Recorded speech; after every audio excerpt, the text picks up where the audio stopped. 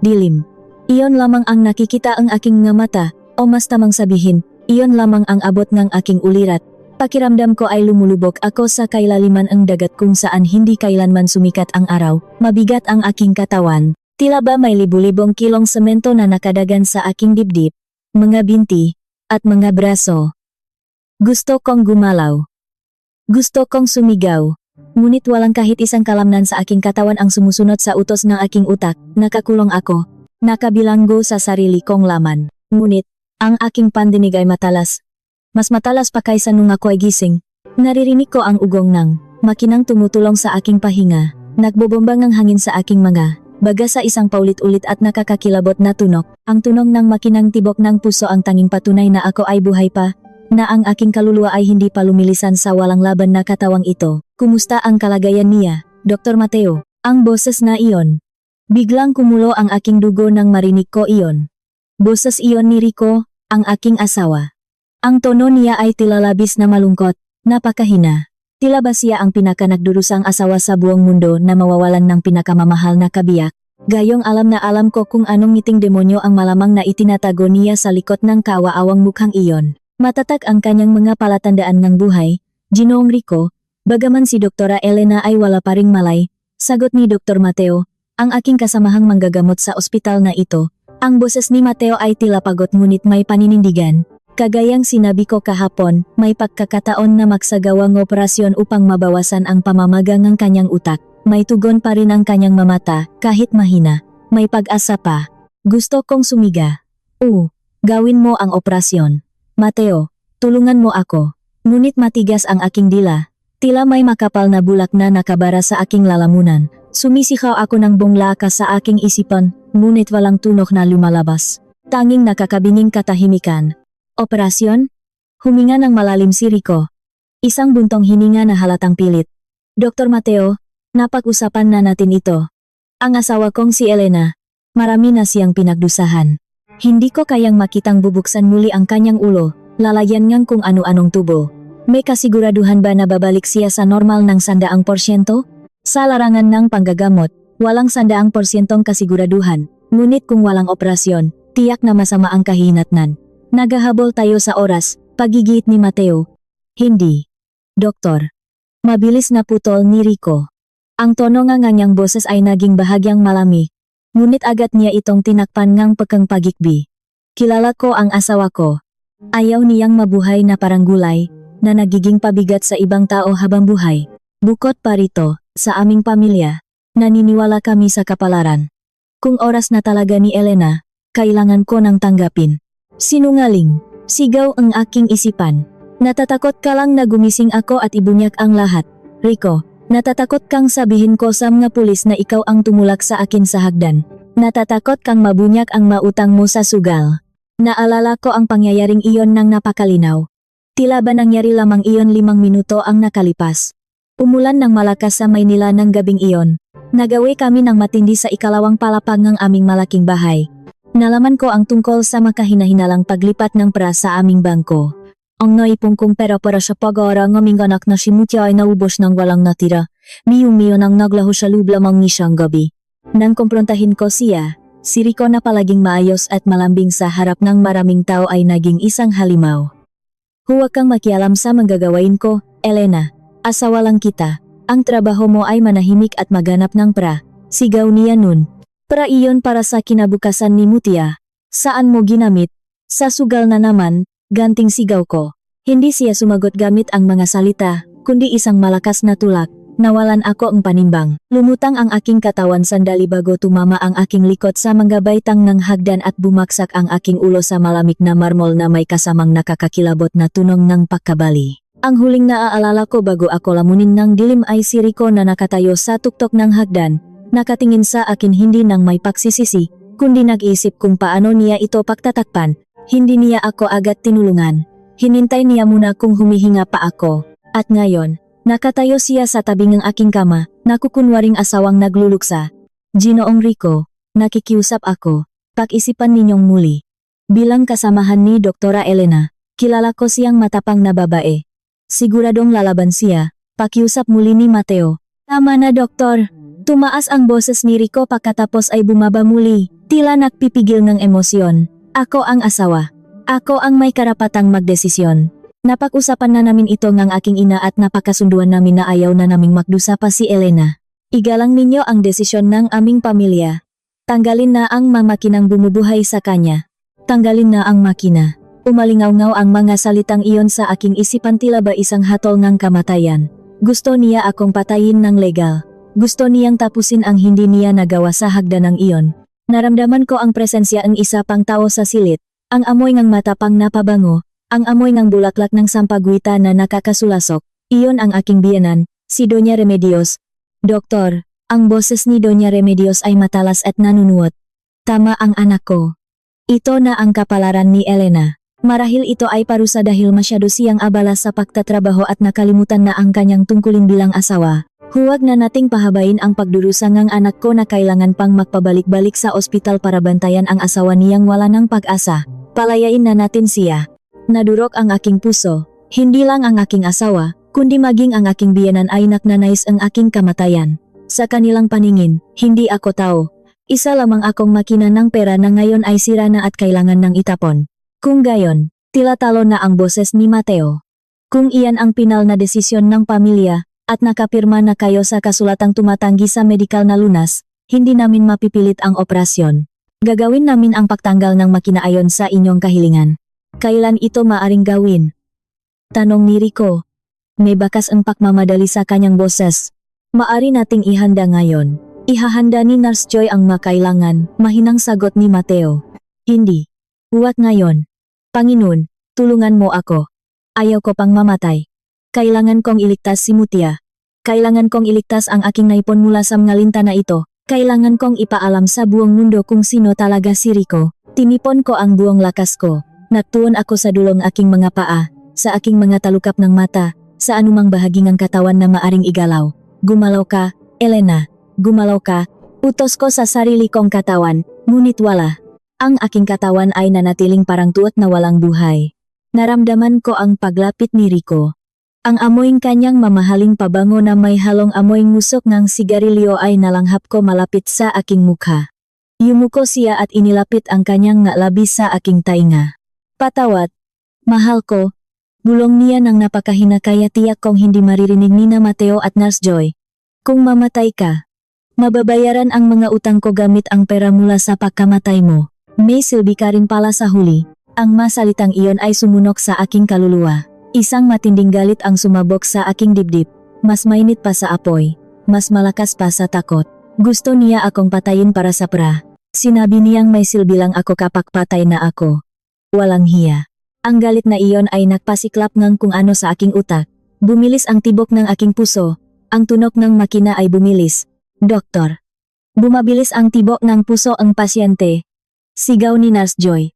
Sa loop ng kadilimang iyon, lumaban ako. Kinalmot ko ang pader ng pagkaparalisang ito gamit ang aking matinding galit. Hindi ako mamamatay sa araw na ito. Hindi sa kamay ng lalaking ito. Ang mabilis na tunog ng makina ng aking puso ay naging musika ng aking paglaban. Bakit ganyan? Bakit ganyan ang tunog? Ang boses ni Rico ay tila natataranta. Hindi dahil nag-aalala siya, kundi dahil natatakot siya na masira ang kanyang plano. May tugon ang kanyang utak. Paliwanag ni Mateo, papalapit. Naramdaman ko ang kanyang makamay sa aking mamata. Tinatapatan ng ilaw.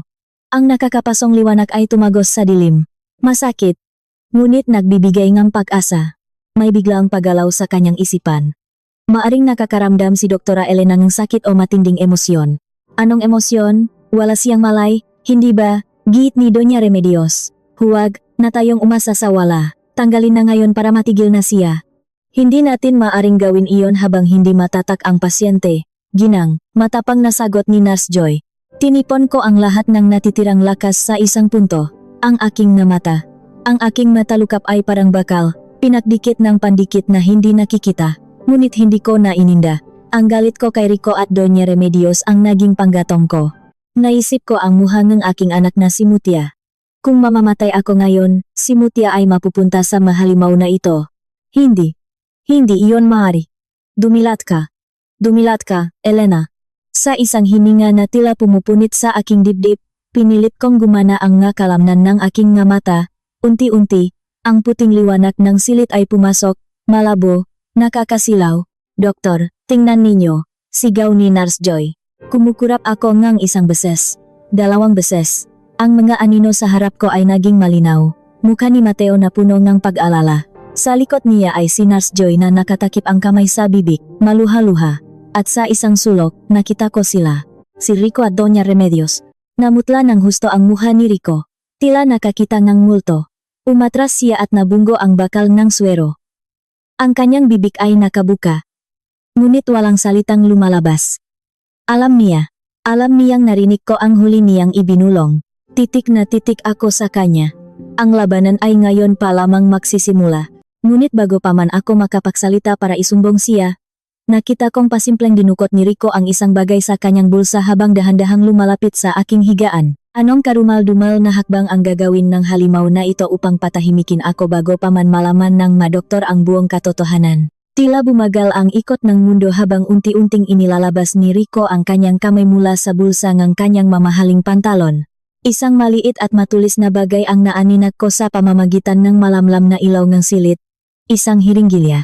Wala itong laman, ngunit alam ko bilang isang manggagamot kung ano ang kayang gawin ng hangin kapag itinurok sa daluyan ng dugo.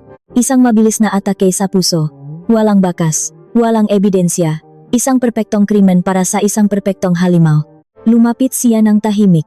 Ang kanyang mga mata ay nanlilisik, tila isang asong ulol na nakorner. Sina Mateo at Nurse Joy ay nakatalikot, abala sa pagtingin sa lumalabas na numero sa makina. Wala silang kaalam-alam na ang kamatayan ay nakatayo na sa aking paanan. Akmang ituturok na niya ang hiringgilya sa aking swero ng pilit kong inigalaw ang aking kamay at nabunggo ang bakal ng kama. Lumika ito ng malakas na kalansing. Ano yon? Mabilis na lumingon si Mateo. Agad na ibinusa ni Rico ang kanyang kamay. Ang kanyang muha ay biglang bumalik sa pagiging maamo, ngunit ang pawis sa kanyang noo ay hindi makapagsinungaling. Wala, doktor. Gusto ko lang sanang hawakan ang kamay ng asawa ko. Nanginginig niyang palusot. Ginoong Rico, pakiusap, lumayo muna kayo. Kailangan naming suriin ng maigi si Doktora Elena. Mapanganib pa ang kanyang kalagayan, mahigpit na utos ni Mateo. Tinulak niya ng bahagya si Rico palayo sa aking kama. Nang makalapit si Mateo sa aking muha, tiningnan ko siya ng diretso sa mata. Ibinuhos ko ang lahat ng pagsusumamo sa aking mga tingin. Bilang isang manggagamot, sanay si Mateo na basahin ang mga pasyente niya. Nakita niya ang matinding takot sa aking mga mata. Hindi takot sa kamatayan dahil sa sakit, kundi takot sa lalaking nakatayo sa likuran niya. Elena, naririnig mo ba ako? Bulong ni Mateo habang nakukunwaring sinusuri ang aking mamata gamit ang maliit na ilaw. Igalaw mo ang iyong daliri kung naiintindihan mo ako. Pinilit kong igalaw ang hintuturo ng aking kanang kamay. Isang maliit na kumpas, ngunit sapat na para makita niya. Bumuntong hininga si Mateo. Nurse Joy, itaas mo ng kaunti ang sandalan ng kama. Baka nahihirapan siyang huminga. Nang umikot si Joy at bahagyang natakpan si Rico, sinamantala ko ang pagkakataon. Alam kong kailangan kong magsalita. Ito na ang huling pagkakataon ko bago muling gumawa ng hakbang ang demonyong asawa ko. Gamit ang tuyot na lalamunan at nanghihinang baga, pinilit kong bumuong nga salita. Ang bawat pagbuka ng aking bibig ay parang hinihiwangang mapurol na kutsilyo. Binet, bulong ko. Napakahina. Tanging si Mateo lang ang makakarinig. Natigilan siya. Inilapit pa niya ang kanyang tainga sa aking mga labi. Kabinet. 303. Silit bihisan. Lumang telepono. Kumunot ang no ni Mateo. Ano ang ibig mong sabihin, Elena? Koda. Petsa. Nanay niya. Patay.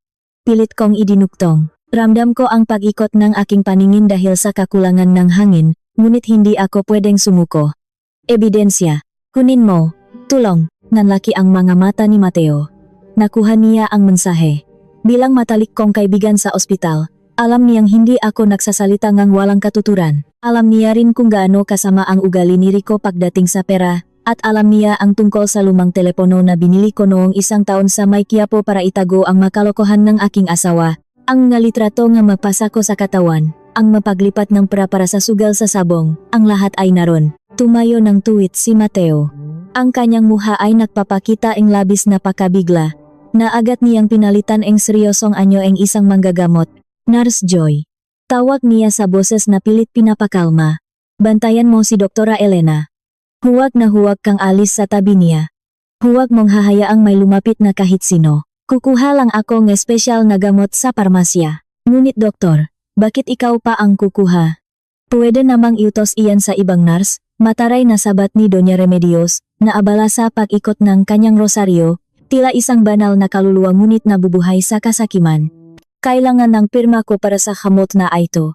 Hinang. Mabilis lang ako, tuhon ni Mateo, at mabilis siyang naklakat palabas na silit. Nang sumara ang pinto, tila bumigat ang hangin sa loob ng kwarto. Nakatayo si Nurse Joy sa tabi ko, matapang na nakaharang sa pagitan ko at ni Rico. Si Rico naman ay nagsimulang magpalakat-lakat, ang kanyang makuko ay kinakagat niya, namumutla siya. Ang kanyang utak ay siguradong gumagana ng mabilis, kinakalkula ang bawat posibilidad. Nasaan kaya pupunta ang doktor na iyon? Bakit parang namumutla siya? Bulong ni Rico sa sarili. Bigla siyang napahinto. Tumingin siya sa akin. Nakita niya ang mahinang ngiti sa aking mga labi. Isang ngitingeng pag-asa, at doon niya natanto. Naalala niya ang araw na nahuli niya akong nagayos ang aking magamit at hinahanap ang nawawalang telepono. Naalala niya ang koda ang kanyang yumaong ina na madalas kong kwestiyunin kung bakit iyon ang gamit niya sa mga transaksyon niya sa bangko. Wala siyang kukunin sa parmasya. Biglang sigaw ni Rico. Ang kanyang mukha ay namula sa matinding galit at takot. Pupunta siya sa silid bihisan. Akmang tatakbo si Rico palabas nang harangin siya ni Nurse Joy. Ginoong Rico, bawal po kayong lumabas. Nagutos si Dr. Mateo na manatili kayo rito dahil kailangan namin ang pirma ninyo kung sakaling bumaksak muli ang tibok ng pusong asawa ninyo. Tumabi ka, hamak na nurse. Bulyaw ni Rico, sabay tulak ng malakas kay Joy. Napasalampak ang kaawa-awang nurse sa sahig, tumama ang kanyang balikat sa bakal na mesa. Rico, ano ba ang ginagawa mo? Nababalik ka na ba? Sita ni Doña Remedios, na ngayon ay nakatayo na at halatang natatakot sa inasal ng sariling anak. Tumahimik ka. Ina. Hindi mo alam ang nangyayari. Kung makukuha nila iyon, mabubulok ako sa kulungan. Lumingon si Rico sa akin. Ang kanyang mamata ay walang ibang sinasabi kundi kamatayan. Wala na siyang pakialam sa mga saksi, wala na siyang pakialam sa pagpapanggap, ang tanging mahalaga na lang sa kanya ay mapatahimik ako bago makuha ni Mateo ang ebidensya. Hayop ka? Elena. Hindi mo ako makukulong. Sigaw niya habang mabilis na lumalapit sa aking kama. Itinaas niya ang kanyang malalaking kamay, direkta sa aking lig. Wala akong kalaban-laban. Ipinikit ko ang aking mga mata, hinihintay ang pagkasakal. Naramdaman ko ang magaspang niyang mapalat na pumulupot sa aking lalamunan, pinipiga ang natitirang hininga sa aking katawan. Ngunit bago pa man niya madiin ang kanyang madaliri, isang malakas na kalabog ang umalingaw-ngaw. Bumukas ng marahas ang pinto ng kwarto. Sino ang nagbukas ng pinto sa pinakamahalagang sandaling ito? Isang malakas na kalabog ang umalingaw-ngaw. Bumukas ng marahas ang pinto ng kwarto. Tumama ang makapal na kahoy sa pader. Lumikhang ng tunok na tila kulok sa loob ng maliit at tahimik na silid. Bitawan mo siya. Ang boses na iyon ay umalingaw-ngaw, puno ng put at kapangyarihan. Si Dr. Mateo. Nakatayo siya sa hambangang pinto, humihingal, habang ang kanyang puting uniforma ay gusot-gusot at basang-basang ang pawis. Sa kanyang likuran ay dalawang matipunong guwardiya ng pagamutan at dalawang pulis na nakasuot ng asul na uniforme. Ang kanilang mamuha ay seryoso at handang dumakip ng kriminal. Mabilis na iniatras ni Rico ang kanyang mga kamay mula sa aking lig. Tila siya na pasong bata na nahuli sa paggawa ng masama. Ang kanyang muha na kanina ay nag-aapoy sa matinding galit ay biglang namutla at napalitan ng maamong tupa. Itinaas niya ang kanyang makamay sa hangin. Nakukunwaring inosente at biktima ngang pagkakataon. Wala akong ginagawa. Umiyak niyang palusot. Ang kanyang boses ay nangingini sa pekeng takot. Niyayakap ko lang ang asawa ko. Bigla na lang siyang nahirapang huminga, nakaroon ng komplikasyon. Kaya sinusubukan kong ayusin ang kanyang unan para makapasok ang hangin. Huwag mo kaming gawing tanga, Rico. Bulyaw ni Mateo habang mabilis na lumalapit sa aking higaan upang suriin ang aking lig. Namumula ang balat ko sa partang pilit niyang sinakal. Maingat na inayos ni Mateo ang tubo nga aking hangin na nagbibigay ng buhay sa aking nanghihinang baga. Pagkatapos ay bumaling siya kay Nurse Joy na ngayon ay inaalalayan ng isang guwardiya upang makatayo mula sa malamig na sahig. Nurse Joy, ayos ka lang ba? Nasaktan ka ba niya? Tanong ni Mateo. Ang boses ay nag-aalala para sa kanyang tauhan. Opo. Doktor. Tinulak niya ako nang tangkain kong harangin siya.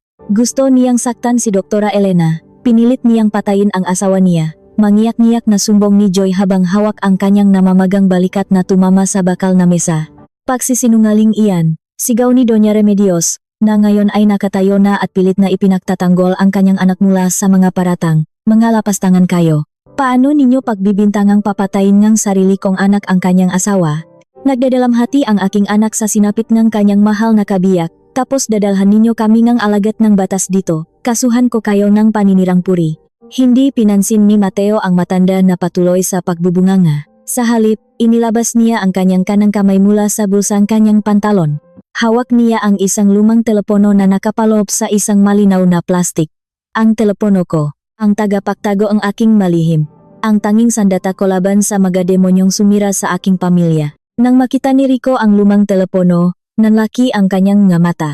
Tila ba nakakita siya ng hukay na paglilibingan sa kanya. Umatras siya ng umatras hanggang sa dumikit ang kanyang likod sa malamig na pader ng silit. Ang kanyang matuhot ay tila naging halaya sa sobrang panginginig. Ito ba ang hinahanap mo, Rico? Tanong ni Mateo. Ang kanyang boses ay malamig at puno ng panunumbat na tumatagos sa buto. Ang lumang telepono na naglalaman ng lahat ng kasamaan mo.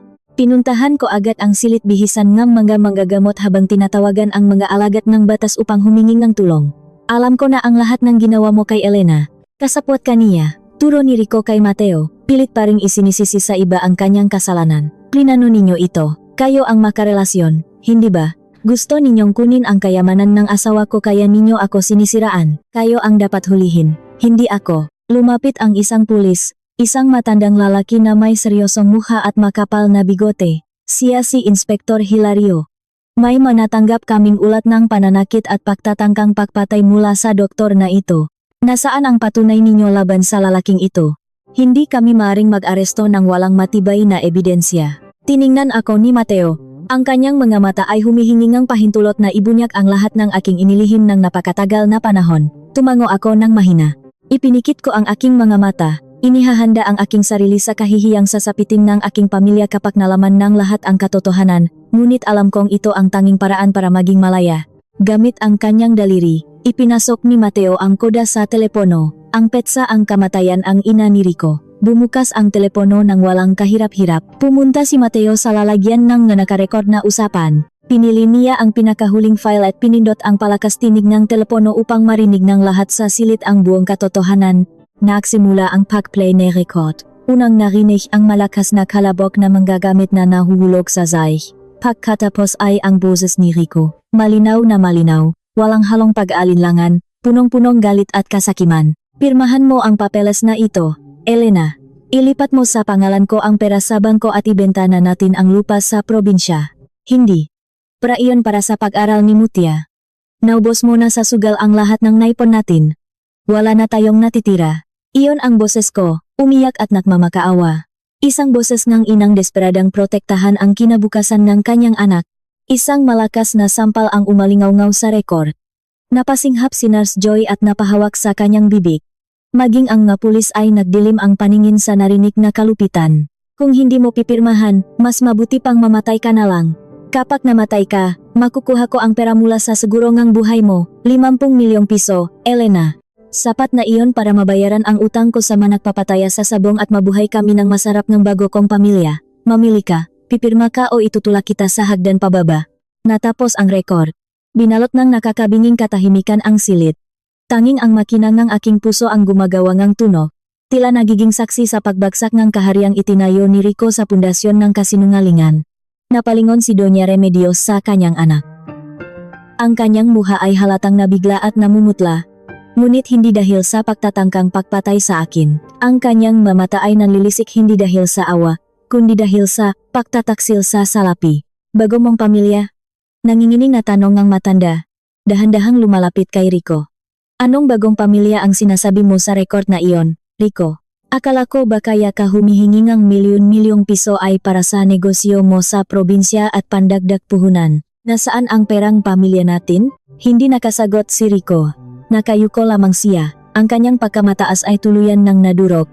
Ako ang sasagot sa katanungan ninyo, ginang. Matapang na wika ni Mateo. Hindi inurungan ang mata pobreng matanda. Nakita ko ang nga mensahe sa teleponong iyon at ang nga resibo ngang bangko. Ang inyong magaling na anak ay hindi lamang nalubog sa utang dahil sa pag-alaga nga panabong na manok at pagsusugal sa mga pasugalan. May kinakasama siyang ibang babae na nakatira sa isang mamahaling bahay at buntis ito ngayon.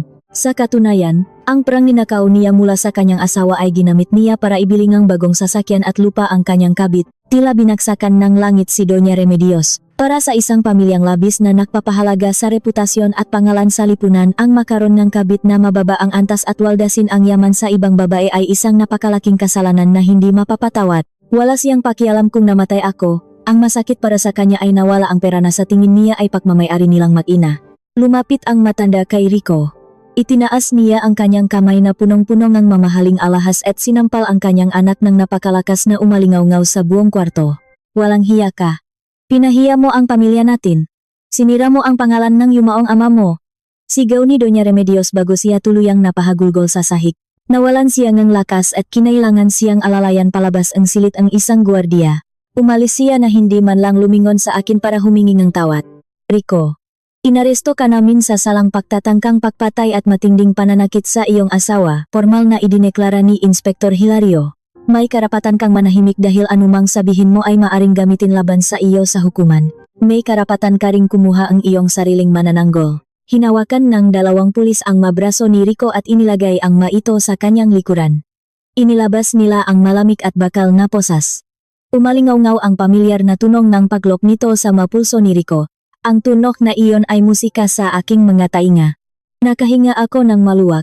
Pakiramdam ko ay naalis na ang sementong nakadagan sa aking dibdib sa loob ng napakahabang panahon. Ligtas na ako. Matatapos na ang aking kalbaryo. Makakasama ko na muli ang anak kong si Mutia at makakapagsimula kami ng bagong buhay na malayo sa pang-aabuso. Tumulo ang maluha sa aking mga mata. Hindi luha ng pihati kundi luha ng tagumpay at ginhawa na nakmumula sa kaibuturan ng aking puso. Habang hinihila si Rico palabas ng silit ng mapulis, pilit niyang iniharap ang kanyang muha upang tingnan ako. Huminto siya sandali sa may pintuan, pilit na kumakawala sa hawak ng maalagat ng batas, wala nang bakas ng takot sa kanyang muha. Wala na ang lalaking nagmamakaawa kanina. Sa halip, isang nakakakilabot na ngiti ang sumilay sa kanyang ngalabi. Isang ngiti ang taong wala nang pakialam sa mundo dahil alam niyang may alas pa siyang natitira. Huwag kang masyadong maksaya, Elena, bulong ni Rico, ngunit sapat ang lakas upang marinig ko sa kabilang ng ingay sa pasilyo. Akala mo ba panalo ka na dahil makukulong ako ngayon? Akala mo ba ligtas na kayo? Kumunot ang aking nu. Ano ang ibig niyang sabihin? Napansin rin ni Mateo ang pag-ibanggang timpla ni Rico kaya lumapit siya sa akin upang protektahan ako kung sakaling gumawa panggulo ang lalaki. Tingnan mo ang orasan sa dingding. Duktong niya. Ang kanyang mamata ay nanlilisik sa tuwa at kahibangan. 3:00 na ang hapon. Oras na ang labasan sa eskwelahan, hindi ba? Bago pa man ako pumunta rito sa ospital kaninang umaga para tapusin ka, alam ko nang baka may mangyaring masama sa plano ko, kaya inutusan ko na ang isa sa mga tauhan ko na sunduin si Mutia. Parang tumigil ang pagtibok ng aking puso. Nanigas ang aking buong katawan at tila naubos ang lahat ng dugo sa aking mga ugat. Ano? Anong ginawa mo sa anak ko? Pilit kong isinigaw. Inipon ang lahat ng natitirang hangin sa aking baga, ngunit tanging mahinang ungol lamang ang lumabas sa aking tuyot na lalamunan.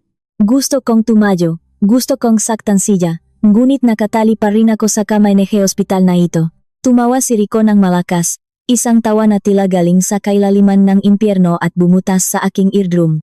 Kung hindi ko makukuha ang pera mo, walang makakakuha.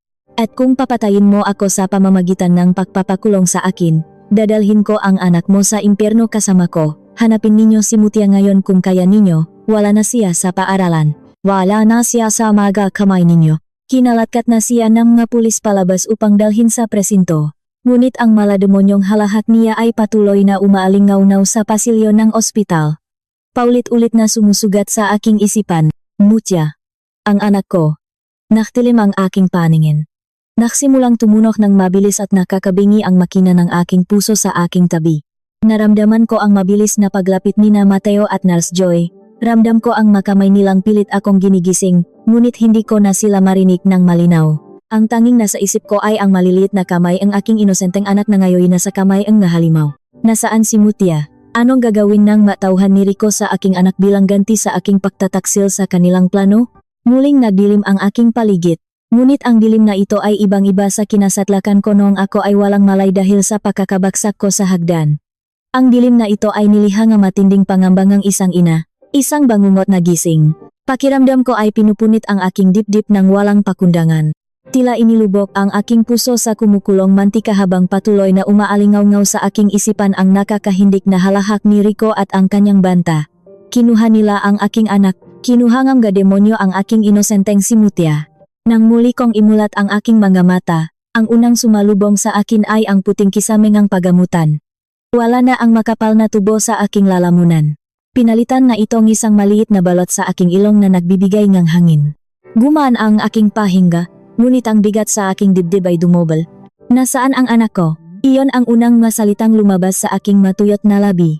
Ang boses ko ay paos, basak, at halos isang bulong na lamang, ngunit punong-puno ng pagmamakaawa. Naramdaman ko ang mahigpit na paghawak ni Mateo sa aking kanang kamay.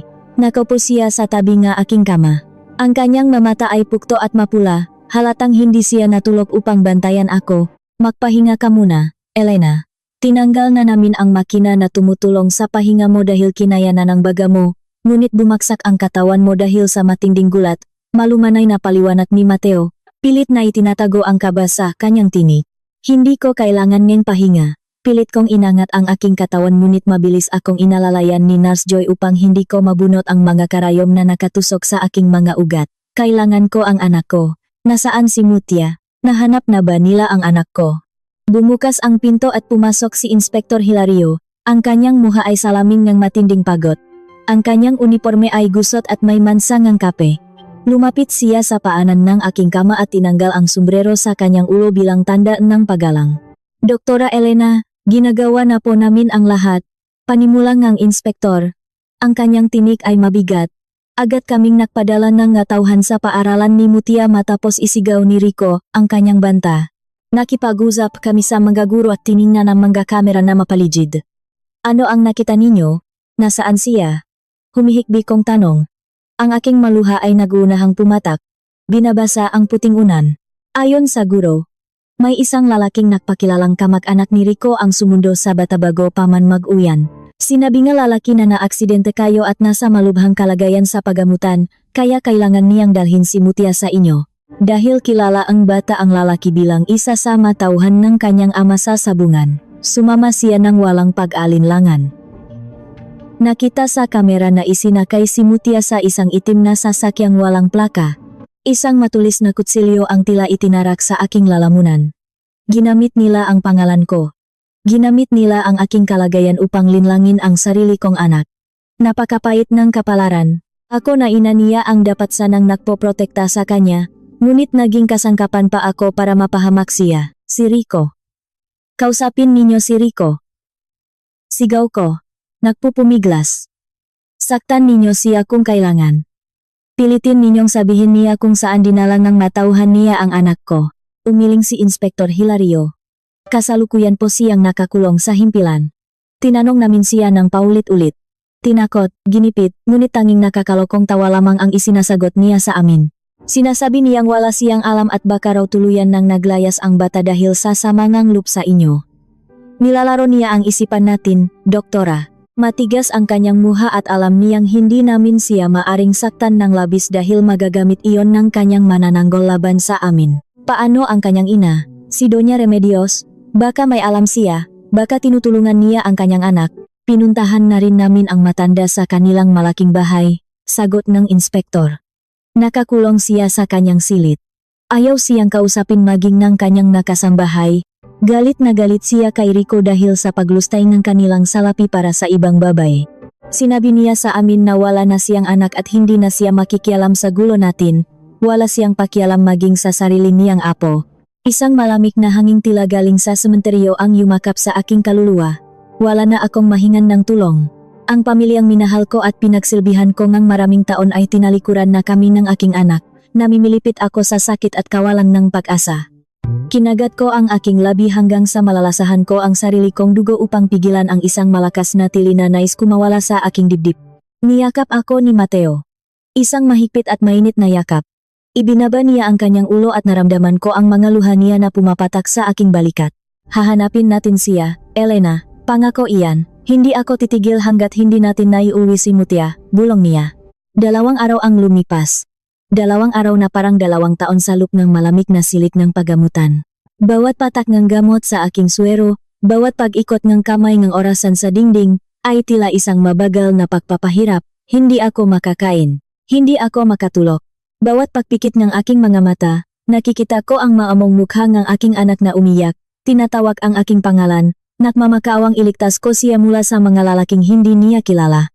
Nagpadala na ang pulisya nga mga tauhan upang hanapin ang itim na sasakyan sa buong Kamaynilaan. Pinagahanap na rin ang mga kilalang tauhan ni Rico sa pasugalan, ngunit tila naglaho silang parang bula. Nang ikatlong gabi, habang nagbabasa nga ulat si Mateo sa aking tabi at ako ay nakatingin lamang sa kawalan, biglang bumukas ang pinto. Pumasok muli si Inspektor Hilario. Sa pagkakataong ito, mabilis ang kanyang pagakpang at may bitbit siyang isang maliit na radyong pangkomunikasyon. May maganda tayong balita, bungat ng inspektor. Nakita namin ang kinakasama ni Rico. Ang babaeng nagngangalang Cindy, na nasa kuhang larawan sa iyong telepono. Napabangon ako. Nakaramdam ako ng biglaang pag-usbong ng lakas mula sa kaibuturan ng aking pagkatao. Nasaan siya? May kinalaman ba siya sa pagkawala ng anak ko? Nagtatago siya sa isang paupahang bahay sa hilagang bahagi ng lungsod. Paliwanag ni Hilario. Pinuntahan namin siya. Noong una, ayaw niyang magsalita, ngunit nang takutin namin siyang isasama siya sa kasong pagdukot, bumigay siya. Umiyak siya at umamin na bago pa man mahuli si Rico, nagbigay na ito ng utos sa kanyang mapinakakatiwalaang tauhan. Saan nila dinala si Mutia? Nanginginig na tanong ni Mateo. Ayon sa babae, may isang lumang bahay kubo at sakahan na pagmamayari ng yumaong ama ni Rico sa paanan ng bundok sa lalawigan ng Rizal. Isang liblib na lugar na matagal nang hindi pinupuntahan ng kanilang pamilya. Ibinigay niya ang eksaktong lokasyon, patuloy ng inspektor. Kasalukuyan ng papunta ron ang aming matauhan kasama ang pangkat ng maarmadong pulis na sanay sa pag-atake. Malapit na sila. Iniabot sa akin ng inspektor ang isang maliit na earpiece upang marinig ko ang palitan ng usapan ng mapulis sa radyo. Nanginginig ang aking mga kamay nang ilagay ko ito sa aking tainga. Nanalangin ako sa lahat ng santo. Nagmakawa sa Panginoon na sana ay ligtas ang aking anak. Sana ay hindi pa huli ang lahat. Dumating na kami sa lugar. Madilim. Walang ilaw sa paligid. Isang boses ang lalaki ang narinig ko sa radyo. Puno ang tensyon at pag-ingat. Pumasok kayo. Maging maingat. Baka may mga armas ang mga lalaking nasa loop. Utos ni Inspektor Hilario mula sa aking silid. Narinig ko ang mahihinang yabag sa damuhan. Ang pakasaang na baril. Bawat tunog ay parang pintig ng aking sariling puso. Matagal ang katahimikan. Isang katahimikan na nakakabingi at nakakabalif. Hinawakan ko ng mahigpit ang kamay ni Mateo. Pumikit ako at inisip ang ngiti ni Mutia. Pinapasok na namin ang bahay. Muling narinig ang boses sa radyo. Walang tao sa sala. Walang tao sa kusina. Buksan ang pinto sa likuran. Isang malakas na kalabok ang narinig, marahil ay sinipa nila ang isang pinto. May sigawan sandali. Tapos, muling bumalot ang katahimikan. Ano? Anong nangyari? Nakita ninyo ba ang anak ko? Isinigaw ko na sa hangin kahit alam kong hindi nila ako maririnig doon. Inspektor. Ang boses ng pulis sa radyo ay tila nanlumo. Ano iyon? Nasaan ang bata at ang madumukot sa kanya? Sagot agad ni Hilario. Wala po sila rito. Inspektor. Ngunit narito ang mga bakas nila. May mga mangkok ng pagkain na mainit pa. Mga silyang natumba. Halatang nagmamadali silang umalis. Nakatanggap marahil sila ang babala na paparating tayo. Humagulgol ako. Nawalan na naman ako ang pag-asa. Napalayo na naman sa akin ang aking anak. Nakatakas ang nademonyo. Teka, Inspektor. May nakuha kami rito sa isang sulok ng silid. Dagdag ng pulis sa radyo. Ano iyon? Isang maliit na laso na kulay rosas na panggayak sa buhok? At isang panyong may bakas ng sariwang dugo. Dugo.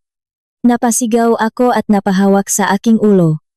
Ang mundo ko ay tuluyan ng gumuho. Ang anak ko. Sinaktan nila ang aking anak. Ang inosenteng dugo ng aking anghel ay dumanak dahil sa kasamaan ng sarili niyang ama. Bago pa man ako makapagsalita muli o makawala sa mayakap ni Mateo para tumakbo palabas ng pagamutan, biglang tumunog ang aking lumang telepono na nakapatong sa mesa sa tabi ng kama. Ang teleponong naglalaman ng ebidensya na ibinalik sa akin ng pulis matapos nilang makuha ang mga kinakailangang kopya. Isang hindi kilalang numero ang nakarehistro sa umiilaw na mukha ang telepono. Nakatinginan kami ni na Mateo at Inspektor Hilario. Sumenyas ang inspektor na sagutin ko ang tawag at ilagay ito sa loudspeaker upang marinig namin ng sabay-sabay. Nanginginig ang aking mga daliri nang pindutin ko ang berdeng marka sa telepono. Hello? Pause at basat na boses ang lumabas sa aking lalamunan. Isang malalim at magaspang na pahinga ang narinig mula sa kabilang linya. Pagkatapos, isang pamilyar at nakakakilabot na boses ang lalaki. Ang isa sa mga taga-sunod ni Rico na madalas kong makitang nakmamaneho ng kanyang sasakyan noon. Gusto mo pa bang makita ng buhay ang maganda mong anak, doktora? Tanong ng boses. Walang halong biro, punong-punong ng pagbabanta. Huwag ninyong sasaktan si Mutia. Parang awa ninyo na, huwag ninyo siyang idamay rito, ibibigay ko lahat ng gusto ninyo, ibibigay ko ang salapi, umiyak kong paksa mo. Tumawa ang lalaki sa kabilang linya. Hindi namin kailangan ng salapi mo ngayon, doktora. Ang kailangan namin ay ang kalayaan ng aming amo. Kapag nabulok si Boss Rico sa piitan, mamatay sa gutom ang mapamilya namin. Ano ang gusto mong gawin ko? Ipaatras mo ang makaso laban sa kanya. Bawiin mo ang lahat ng sinabi mo sa mapulis. Sabihin mong gawa-gawa mo lang ang mga ebidensya sa teleponong iyan dahil nabaliw ka. Alisin mo siya sa kulungan, at ibabalik namin sa iyo ang bata ng buo at humihinga. Ngunit hawak na siya ng mga alagad ng batas. Hindi ko na mapipigilan ang hukuman. Paliwanag ko. Desperadong kumbinsihin silang imposible ang hinihingi nila. Ang kasong ito ay inaasikaso ng gobyerno. Alam namin ang batas, doktora. Kapag walang nakatayong biktima na lalaban at upo sa hukuman upang magpatoto, walang lakas ang kaso. Malambot ang batas natin. Kaya narito ang gagawin mo. Nanlamig ang buong katawan ko nang sabihin nang dumukot ang huli niyang utos bago namatay ang linya. Isang utos na maglalagay hindi lamang sa akin, kundi sa lahat ng taong tumutulong sa akin, sa isang napakalaking panganib. Ano ang malagim na kondisyong ibinigay ng mga kriminal na ito? Nanginig ang buong pagkatao ko sa malamig at malagim na kondisyong binitawan ng lalaki sa kabilang linya.